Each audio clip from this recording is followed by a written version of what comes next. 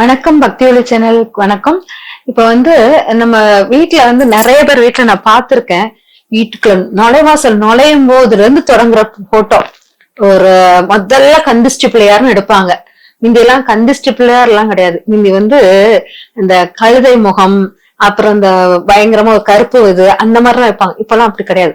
கந்திஷ்டிய கூட சாமி வடிவில தான் எடுத்துட்டு வராங்க. அதனால முதல்ல ஸ்டார்டிங்ல தொடங்குற பிள்ளையார்ல இருந்து தொடங்குற விஷயம் ஒவ்வொரு ரூமா ஒவ்வொரு இடமா பாத்தீங்கன்னா, அதாவது கேலண்டர் கொண்டு அந்த காலத்துல கேலண்டர்ல எல்லாம் இயற்கையான கேலண்டர் இருக்கும். அதாவது ஒரு சூரியன் உதயம் மாதிரி இருக்கும், அப்படியே போட்டு மிதக்கிற மாதிரி இருக்கும். இப்பெல்லாம் அந்த மாதிரி கேலண்டர்ல நீங்க பார்க்கவே முடியாது. ஏன்னா இப்ப எல்லாருமே கடவுள் தான் சொல்லிட்டு எல்லா பக்கமும் கடவுளை உட்கார வைக்கிறீங்க. என்னை பொறுத்த வரைக்கும் கேலண்டர்ல எல்லாம் கடவுளை வைக்கிறது, அந்த கேலண்டரை திரும்பி என்ன பண்ணன்னு தெரியாம முடிக்கிறீங்க ஒரு வருஷம். அந்த வருஷம் முடியும் போது அந்த சாமி கேலண்டரை தூர போடவும் மனசு இல்ல, கீழே கட்டினா யார் கால் பற்றுமோ அப்படின்னு பயம். இப்படி மாத்தி மாத்தி அந்த கேலண்டரை ஆசைப்பட்டு வாங்குறத விட அது ரிமூவ் பண்றதுக்கு படுற பாடு. ஒவ்வொரு வருஷம் சேர்க்கிற கேலண்டர் வர அவ்வளவு சேர்த்து வச்சுக்கிறீங்க. ஏன்னா சாமி படம், இது பிடிச்ச படம் அப்படி சொல்லிட்டு நிறைய வைக்கிறீங்க.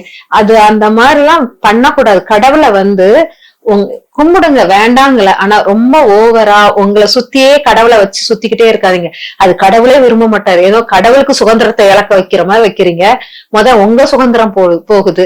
கடவுளை மன திருப்திக்காகவும் ஒரு ஆத்ம திருப்திக்காகவும் இங்க போனா எனக்கு ஒரு ஃப்ரீயா ஆகுது, மைண்ட் ரிலாக்ஸ் ஆகுது அப்படிங்கறத மட்டும்தான் எடுக்கோங்க.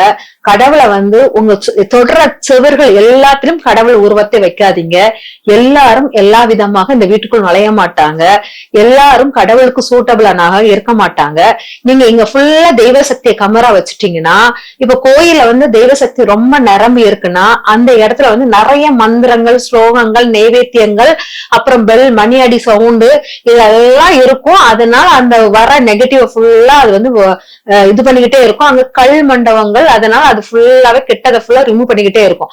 ஆனா நம்ம வைக்கிற வீடு சாதாரண மனிதர்கள் வாழறதுக்கான தகுதியான வீடை மட்டும் தான் நம்ம கட்டி இருக்கோம். ஃபுல்லா கடவுளையே ஃபுல்லா அந்த வீட்டுக்குள்ள ஆக்குப்பை பண்ணீங்கன்னா மனிதர் உட்கார்ந்து வாழ முடியாது. கடவுள் என்னன்னா, கடவுளை நோக்கிய பயணம் செய்யறவங்களுக்கு உடல் இருக்காது, உள்ளம் மட்டும்தான் இருக்கும். அவங்க உடலை சார்ந்த எண்ணம் இருக்காது. நீங்க உடலை சார்ந்த எண்ணத்துடன் கடவுளை வழிபடும் போது உங்களுக்கு உடலில் ஆரோக்கிய கேடுகள் வரும். அதனால எப்பவுமே கடவுளை அதுக்குன்னு ஒரு நேரத்தை ஒதுக்குங்க. அதுக்குன்னு நேரத்தை ஒதுக்கி அதை அவங்கள கும்பிட்டுட்டு அதுக்கப்புறம் மனிதர்களோட மிங்கிள் ஆகுங்க, மனிதர்களோட பேசுங்க, மனிதர்களோட லயாச்சி இருங்க, நல்ல வெளியில போங்க, ஊர் சுத்துங்க, இந்த மாதிரி விஷயங்கள் பண்ணுங்க. வெறும் கடவுளை மட்டும் மைண்ட்ல வச்சீங்கன்னா நீங்கள் உடலை விட்டு ஆத்மா மட்டும் டிராவல் பண்றதுக்கு ரெடி ஆகிட்டு இருக்கு மட்டும் தான் அர்த்தம். அதனால அத கவனமா இருங்க. இப்ப இந்த போட்டோவை நீங்க தொடர இடம் எல்லாம் போட்டோவா கடவுள் போட்டோவா வைக்கிறீங்க இல்லையா? எந்த திசையை பார்த்தாலும் கடவுள் தான் இருப்பார். அணுவில் ஒவ்வொரு அணுவில், அதுதான் நரசிம்ம அவதாரம். தூணிலும் துருமிலும் இருப்பார் அப்படிங்கிற அவதாரத்துக்கு உதாரணமாக வெளியே வந்தார். அதனால நீங்க போட்டோ வச்சுதான் அவரை எல்லா பக்கமும் எடுத்துட்டு வர முடியாது. நம்ம கால் நீட்டத்துக்காச்சும் ஒரு திசை வேணும்னா அங்க அந்த திசையை நீங்க விட்டுதான் வைக்கணும். அப்படிங்கும் போது நீங்க உங்களுடைய ஒவ்வொரு பக்கம் கடவுள் வச்சு நீங்க எந்த பக்கம் கால் நீட்டுவீங்க, எந்த பக்கம் கை நீட்டுவீங்கிறதுதான் பிரச்சனை இருக்குது. ஆனா கடவுளுக்குன்னு ஒரு ரூம் கொடுத்திருப்பீங்க. கடவுளுக்குன்னு அந்த விளக்கேத்துற பக்கத்தில் நீங்க கடவுள் போட்டோ வச்சீங்கன்னா அந்த விளக்கின் ஒளியில் அந்த கடவுள் பார்க்கும்போது ரொம்ப பிரகாசமாக, அவருக்கு அந்த ஒளியின் தன்மை ரொம்ப பிடிக்கும். அதோட சேர்ந்து உங்களுக்கு வரம் கொடுப்பார். நீங்க பாக்குற திசையெல்லாம் வைக்கும் போது அது வரமாக இருக்காது. அது உங்களுக்கு நீங்களே போட்டுக்கிற ஒவ்வொரு லாக், நீங்களே உங்க மனசை கட்டுப்படுத்துறதுக்காக ஒரு லாக் போட்டுக்கிட்டே இருக்கீங்க அப்படிங்கிற மாதிரி அர்த்தம். அதனால கடவுள் போட்டோவை எல்லா இடத்துல வச்சீங்கன்னா அது சாமியார் மடமாகவும் மடத்துக்குரிய தன்மையாகவும் நீங்க மாத்திக்கிட்டு இருக்கீங்க. அங்க இல்லற வாழ்க்கை குறைபாடு வரும்.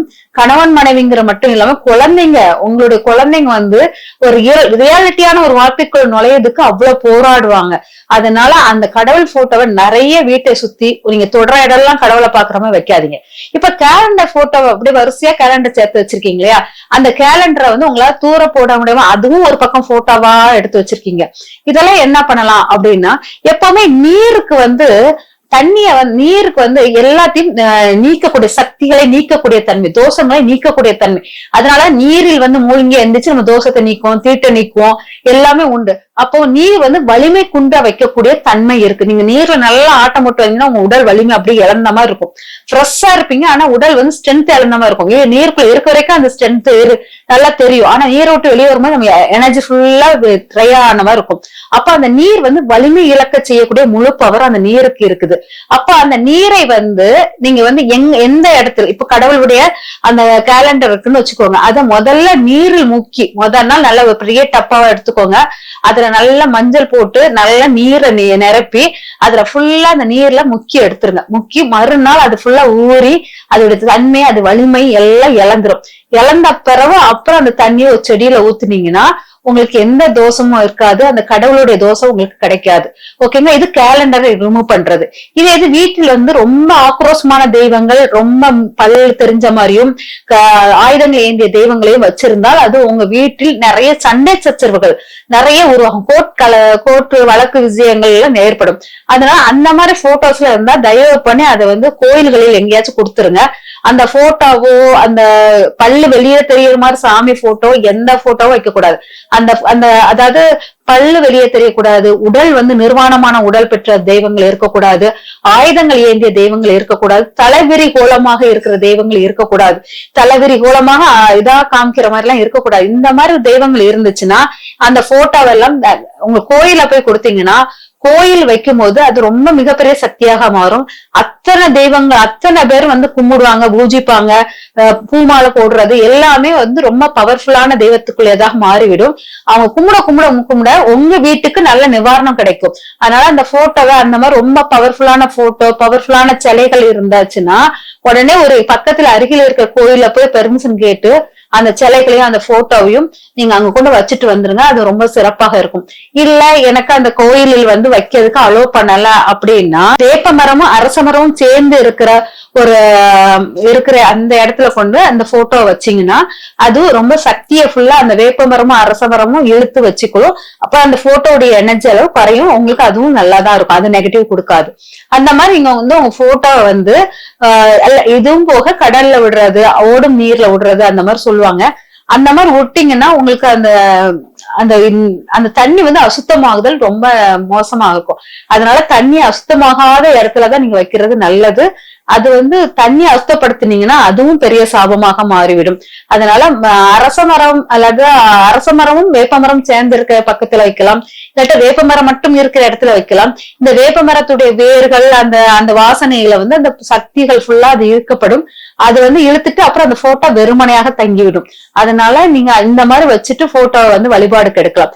போட்டோ வந்து உங்க வீட்டுல வந்து எப்பவுமே வீட்டின் செவுத்தை வந்து ஒட்டுற மாதிரி எப்பவுமே போட்டோ வைக்காதீங்க. உங்க வீட்டினுடைய வால் சுவரை வந்து ஒட்டிக்கிட்டு அந்த போட்டோட ஃப்ரேம் இருக்கக்கூடாது. ஆதி காலத்தில் வந்து போட்டோ வந்து ஆணி அடிச்சு வைக்கிறத விட கீழே ஒரு பட்டை மாதிரி உட்ல கொடுத்து அது மேல போட்டோ நிக்க வச்சு அப்புறம் வந்து போட்டோ மாட்டி இருக்காங்க. கொஞ்சம் சரிஞ்ச மாதிரி மாட்டி இருப்பாங்க. இப்பதான் அந்த இதெல்லாம் யாரும் பண்றது இல்ல. ஆனா போட்டோஸ் வந்து எப்பவுமே செவுத்தில் ஒட்டுற மாதிரி வைக்க கூடாது. சாமி போட்டோ எப்பவுமே நம்ம கூப்பிட்டோம்னா அவர் எந்திரிச்சு வர்ற மாதிரி ரெடியா இருக்கிற மாதிரி அந்த போட்டோவை லைட்டா சரிச்சு வைப்பாங்க. சோத்தில் ஒட்ட மாட்டாங்க. சோத்தில் ஒட்டுனா அது வலிமை குன்றிய போட்டோவாக மாறிவிடும். அதனால போட்டோ வந்து இப்படி நேரா கொஞ்சம் நம்மளை பார்க்க ஓடி வர்ற மாதிரி தன்மையில் வச்சா ரொம்ப விசேஷமாக இருக்கும். இந்த மாதிரி போட்டோ வந்து வைக்கிற முறைகள் ஆணியை அதிகமாக பயன்படுத்தாமல் மரப்பொருட்களை பயன்படுத்தி போட்டோவை வச்சு வழிபாடு பண்ணா ரொம்ப நிறைய மாற்றங்கள் கிடைக்கும். இறை அருள் முழுமையாக பெறுவீர்கள். நன்றி, வணக்கம்.